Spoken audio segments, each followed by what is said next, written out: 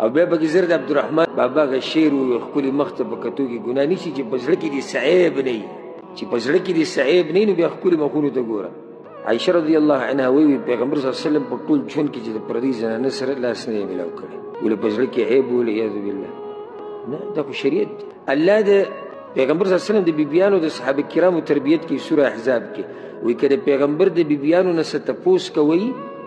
نو د پردې نه اخوا دې ته وکړي دی دا تپوس کوونکي صحابه کرام دي د پیغمبرانو نه بد اوچت خلک د چانې چې تپوس کېږي هغه د پیغمبر صلی الله علیه وسلم بیبیانې دي الله د دنیا چاڼ کړي ده دی ول غوره کړي